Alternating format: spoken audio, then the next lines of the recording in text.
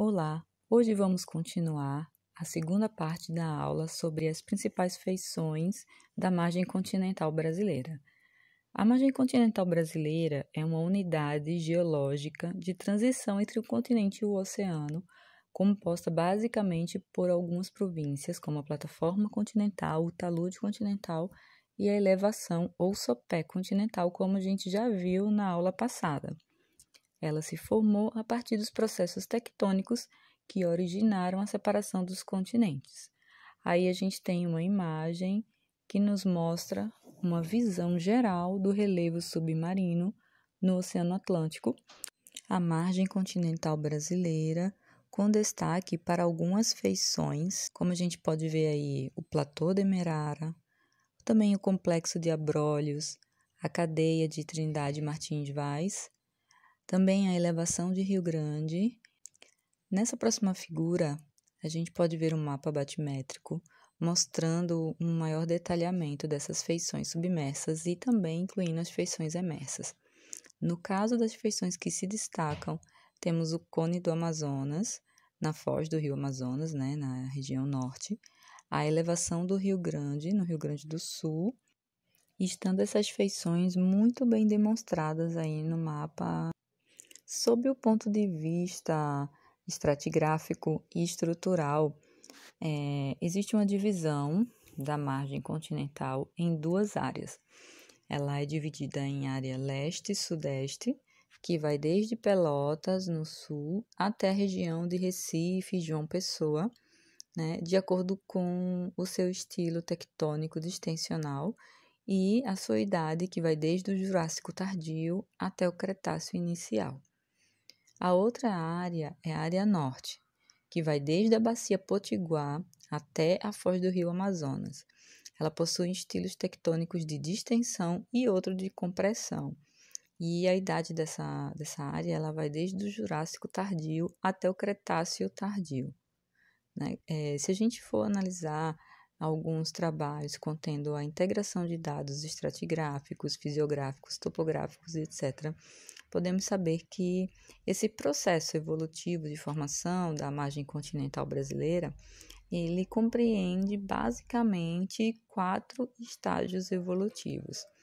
Entre eles, o pré-rift, o rift, o proto-oceano e o pró-oceano e o oceano aberto. A gente pode ver nessa imagem aí que está bem nítido o pré-rift há 124 milhões de anos, onde a gente já pode observar o início da formação de algumas bacias sedimentares na margem continental brasileira. A gente atualmente, o Brasil, a comunidade científica, dispõe de uma maior concentração de dados, especificamente nas bacias de Santos, na bacia de Pelotas e na bacia de Campos, muito atrelado à exploração de petróleo. Então, a gente tem uma maior quantidade de dados concentrada nessas 3 bacias sedimentares devido à atuação da indústria petrolífera nessas 3 bacias.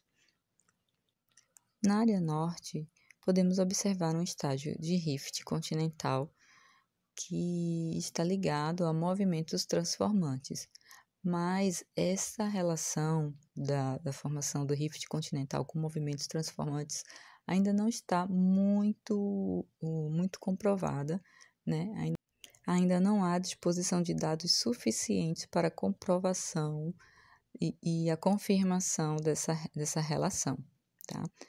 Existe também uma outra divisão da margem continental brasileira, um pouco mais detalhada e dessa vez baseada nas características estruturais, topográficas e genética. Ela é dividida na área norte, que vai desde a Foz do Amazonas até o Cabo do Calcanhar, leste, que vai do Cabo do Calcanhar até Vitória, no Espírito Santo, e a área sul, que vai de Vitória do Espírito Santo até o Chuí, no Rio Grande do Sul. Em relação a essa segunda subdivisão, podemos destacar um pouco mais sobre cada uma das províncias que compõem a margem continental brasileira E a gente pode iniciar pela plataforma continental, depois o talude e também, por último, da elevação o sopé. A plataforma continental brasileira, ela não é uniforme em toda a costa do Brasil, como a gente já viu na aula anterior. A gente pode observar que ela é muito mais larga no setor norte, principalmente ali próximo do Cone do Amazonas, também ali na área de Abrolhos, e entre Santos e Cananéia ela tem cerca de 200 quilômetros de largura. Também na região sul, ela apresenta uma largura bem maior do que na região nordeste, por exemplo. Na região sul, a plataforma continental ela tem um grande pacote de sedimentos. Ela é bastante larga, ela apresenta uma linha de costa que dispõe de um complexo serrano com um declive bem acentuado. Também ocorre uma longa linha contígua de uma área de subsidência, né, na área marinha, e esses fatores atuando juntos originou a formação dessa sequência sedimentar que promove uma plataforma continental bastante larga e com uma declinação bastante suave. A plataforma continental da subdivisão leste, ela é mais recente, né, em relação ao processo de formação do Atlântico Sul.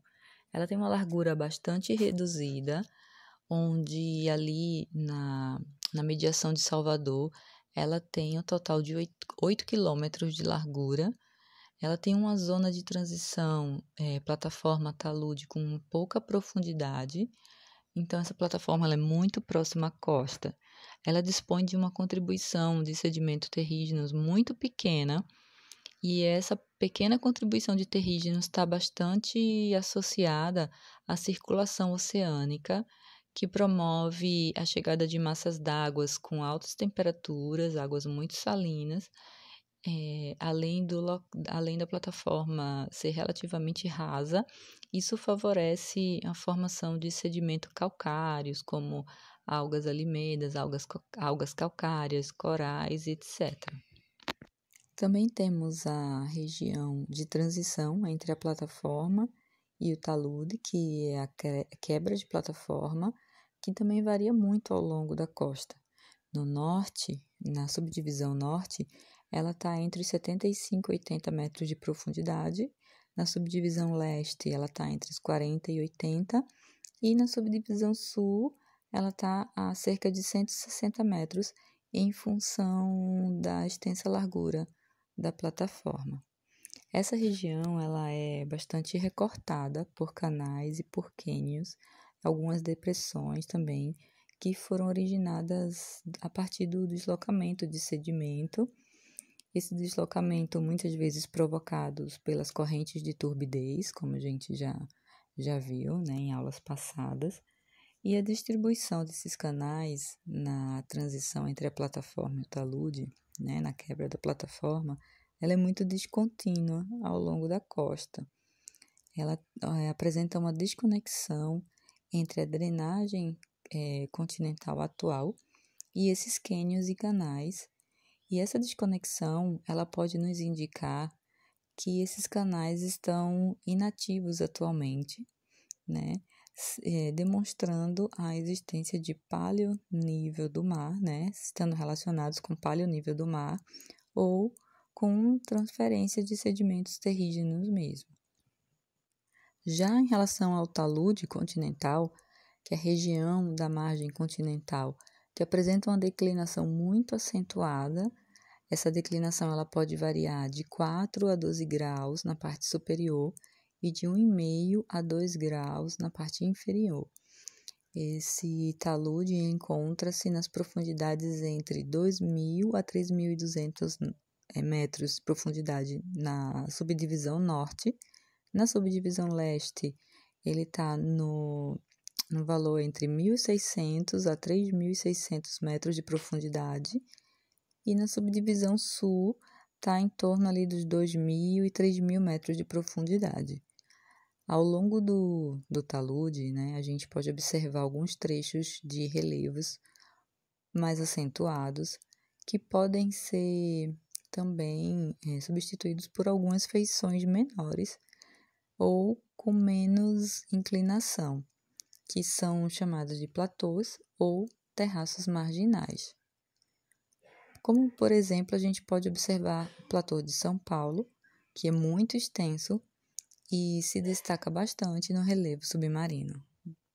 Já a elevação, ou sopé continental, que é uma feição fisiográfica bastante desenvolvida, dispõe de uma cobertura sedimentar basicamente proveniente do continente, uma sedimentação terrígena, principalmente gerada por fluxos gravitacionais e correntes de turbidez.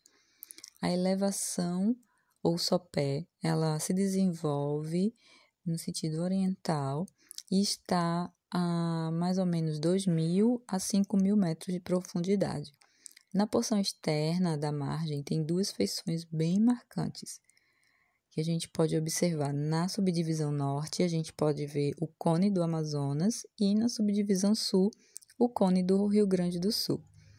O Amazonas é bastante extenso e está a 4.850 metros de profundidade. Já a elevação de Rio Grande está a cerca de 4.000 metros de profundidade e tem uma extensão menor que a do Amazonas. Ainda em relação à formação da margem continental brasileira, além dos processos tectônicos de separação dos continentes, também os processos evolutivos em relação à variação do nível do mar influenciaram a sedimentação da margem continental brasileira, promovendo o recobrimento de sedimentos que ocorreram ao longo do Quaternário e que foram responsáveis pela redistribuição de sedimentos não consolidados. O último evento glacial, há cerca de 18.000 anos, quando nessa época o nível do mar estava a 120 metros abaixo do atual, ele expunha boa parte da plataforma continental, estava imersa, a linha de costa se deslocou em direção ao mar aberto. Esses ambientes costeiros eles eram bem mais planos e bem mais arenosos e foram dissecados por alguns rios, uma grande rede de drenagem que avançava em direção aonde hoje é a plataforma. Posteriormente, a que isso ocorreu, houve o processo de transgressão marinha, o nível do mar subiu e esses ambientes eles foram sendo retrabalhados. Algumas feições originadas desse processo são encontradas na plataforma continental. Como exemplo, a gente pode observar algumas escarpas, alguns terraços, paleolagunas afogadas, que representam antigas linhas de costa. Quando o mar se estabilizou, esses ambientes eles foram sendo reorganizados, foram sendo estabilizados e, de certa forma, logo depois do evento glacial do Pleistoceno, começaram a apresentar essa configuração sedimentar que a gente pode observar hoje. Assim, quando se realiza alguns estudos diretos de análise sedimentar, de metodologia direta, a gente pode observar alguns sedimentos relíquias que foram depositados já nesse período pretérito. Em relação à cobertura sedimentar atual da margem continental brasileira em cada subdivisão, podemos destacar que na subdivisão leste existe uma predominância de sedimentos e construções calcárias, carbonáticas, de origem biogênica, que dominam o fundo marinho e geralmente estão mais próximas à linha de costa. Também ocorrem algumas faixas de sedimentos arenosos. Porém, no decorrer dessa área, podemos observar que existe uma interrupção desse padrão deposicional, e uma interrupção de distribuição carbonática biodetrítica ali próximo à região da foz do Rio São Francisco, onde a gente observa uma extensa distribuição de lama terrígena. Já ao sul da subdivisão leste, próxima à região de Vitória, no Espírito Santo, existem várias construções carbonáticas que se afastam da costa, né? Porém, mais próximos à costa, podemos ver alguma sedimentação terrígena proveniente da desembocadura do Rio Doce e do Rio Jequitinhonha. Já na subdivisão sul, existe o predomínio de cobertura sedimentar por areia quartzosa, né? Existe até uma distribuição bem secundária de sedimento biodetrítico, mas a maioria é sedimento do tamanho areia. Alguma área mais extensa coberta por terrígenos finos, como silt e argila, né? Também existem algumas faixas que se associam com sedimentos de origem biodetrítica, ali representados por cordões litorâneos submersos em forma de concheiros e paleolinhas de costas e cordões submersos. A margem continental norte é predominantemente recoberta por sedimentos terrígenos, apresentando algumas faixas de sedimentos biodetríticos. As feições que mais se destacam nessa área é o Cone do Amazonas, a cadeia norte brasileira, o terraço do Ceará, tem a zona de fratura São Paulo, a zona de fratura Romanche, a cadeia de Fernando de Noronha. Também podemos observar a elevação do Ceará. No caso da cadeia de Fernando de Noronha, ela consiste no extenso delineamento de montes submarinos que se elevam acima do nível do mar. Eles ficam expostos principalmente nas ilhas de Fernando de Noronha e Atol das Rocas, né? Essas ilhas, elas são um testemunho de que a natureza dessa cadeia é de origem vulcânica e que essa cadeia foi formada numa zona de fratura oceânica. E ela também pode ser vista numa porção emersa na planície costeira do estado do Ceará. Todos os processos de formação da margem continental brasileira ele está evidenciado nos pacotes de estudos estratigráficos das bacias sedimentares, né, que elas começaram a se formar a partir do Neoconiano, no estágio Rift, né, e algumas bacias sedimentares foram surgindo e evidenciadas nesse contexto. Assim, nessa época, foi surgindo e se desenvolvendo a bacia de Pelotas, que é a mais antiga das bacias sedimentares da margem continental brasileira. Parte dela está sobre a crosta oceânica e outra parte sobre a crosta continental, né? Ela possui rochas com idades desde o Mesozoico até rochas recentes, né? Evidências de uma sucessão de processos durante o Mesozoico. Essa evolução tectônica e sedimentar está diretamente relacionada com a tectônica de placas, né? Desde o início do rifteamento, que ocorreu em paralelo com grande atividade magmática. Em relação às principais feições, no caso do setor leste, essas feições são a cadeia de Abrolhos, a cadeia de Vitória e Trindade, o platô de São Paulo e a elevação de Rio Grande e o platô de Pernambuco. A cadeia de Vitória em Trindade consiste no lineamento de platôs e guyats, né, que alguns estudos revelaram que a natureza dessa cadeia é vulcânica. Ela tem uma elevação estrutural no embasamento e também poderia estar relacionada com essa cadeia à elevação de Vitória. Ela possui orientação leste-oeste e feições que ocorrem entre a cadeia de Fernando de Noronha e a cadeia de Vitória e Trindade, como os montes submarinos da Paraíba e os montes submarinos de Pernambuco, que podem bem estar relacionados com o processo de fratura, tanto no talude quanto no sopé continental. O Monte de Pernambuco tem uma relação com a atividade vulcânica que formou o platô de Pernambuco.